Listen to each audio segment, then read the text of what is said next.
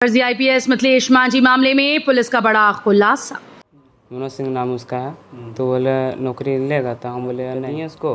उसके बाद क्या हुआ, वो हमको वर्दी और सब कुछ। इस मामले में जो मिथिलेश कुमार हैं, जिन पर प्राथमिकी दर्ज की गई है, जो कांड के उस एरिया के सभी मनोज सिंह लगभग 4 लोग मिले थे। उनकी पहचान जो मिथिलेश हैं उनसे करवाई थी।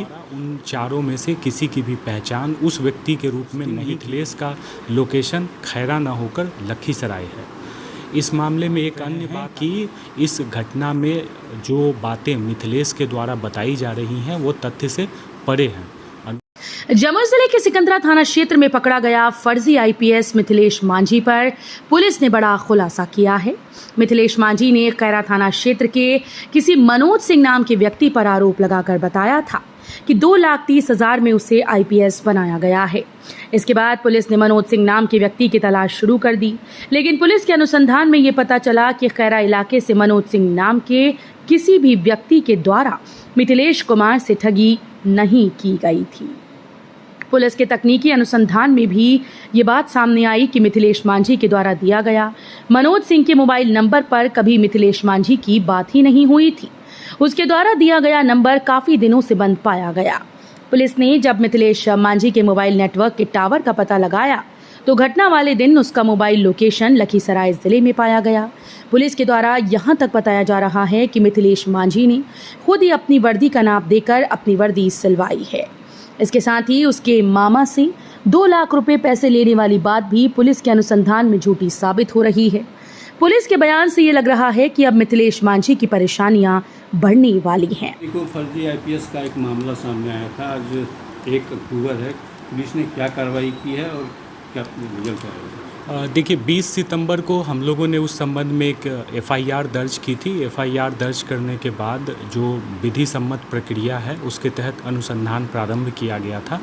इस मामले में जो मिथिलेश कुमार हैं, जिन पर प्राथमिकी दर्ज की गई है, जो कांड के अभियुक्त हैं, उनकी निशानदेही हेतु और अनुसंधान में सहायता हेतु खैरा थाना अंतर्गत जो मनोज सिंह नाम के व्यक्ति, जिनके बारे में उनके द्वारा बताया जा रहा था कि उस व्यक्ति ने उनके साथ चीटिंग की है, हम लोगों ने अनुसंधानक और थानाध्यक्ष के साथ उस एरिया के सभी मनोज सिंह लगभग 4 लोग मिले थे हम लोगों को, और उनकी पहचान जो मिथिलेश हैं उनसे करवाई थी।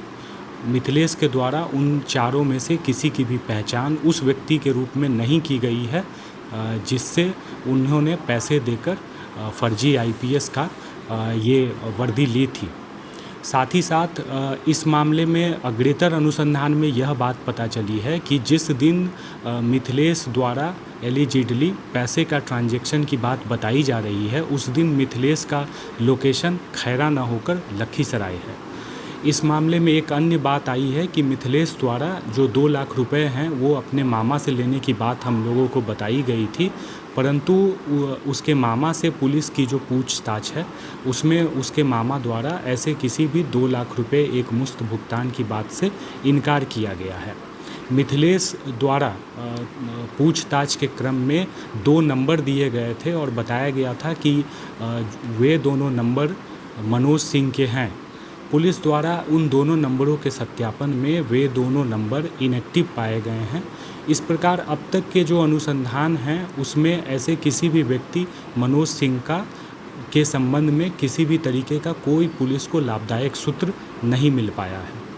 तो मतलब कि झूठ बोल रहा है कि काल्पनिक बातें कर रहा है, और आगे क्या कार्रवाई की जाएगी? देखिए, पुलिस को जो अनुसंधान में जो वैज्ञानिक दृष्टिकोण से साबित करने के लायक जो साक्ष्य होने चाहिए वो अब तक उपलब्ध नहीं हुए हैं।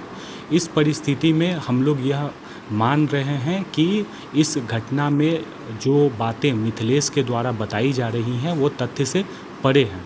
अनुसंधान में हम लोग अग्रेतर जो विधि की अन्य धाराएं हैं उसके तहत कार्रवाई करेंगे। तो क्या पुलिस मिथिलेश को अरेस्ट करेगी, गिरफ्तार करेगी? देखिए, मिथिलेश को जो धारा 35(3) है भारतीय नागरिक सुरक्षा संहिता, उसके तहत उसे कार्रवाई करते हुए बंद पत्र पर मुक्त किया गया है।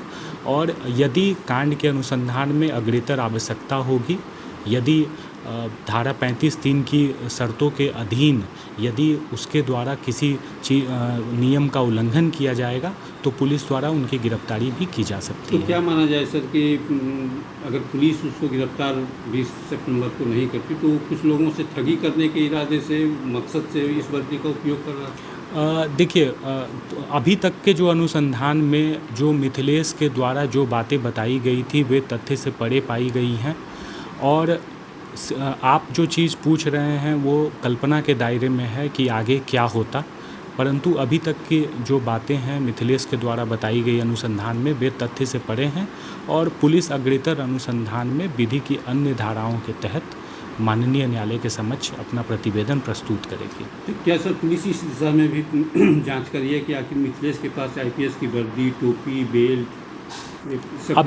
अभी तक जो हम लोगों की बात पता चली है, वर्दी का नाप इनके द्वारा स्वयं दिया गया था और वर्दी भी इन्हीं के नाप की बनी बनाई प्रतीत होती है। वहीं मिथिलेश मांझी सोशल मीडिया पर फर्जी आईपीएस के नाम पर वायरल होने के बाद अपना खुद का यूट्यूब चैनल बनाने के साथ साथ क्षेत्रीय भाषा की म्यूजिक एल्बम में अभिनय करते भी नजर आ रहे हैं। पुलिस के अनुसंधान और बयान के बाद अब ये साफ तौर पर लगने लगा है कि मिथिलेश मांझी अपने आप को सोशल मीडिया पर वायरल करने के लिए खुद से फर्जी आईपीएस बनकर सिकंदरा के बाजार में घूमना शुरू कर दिया था।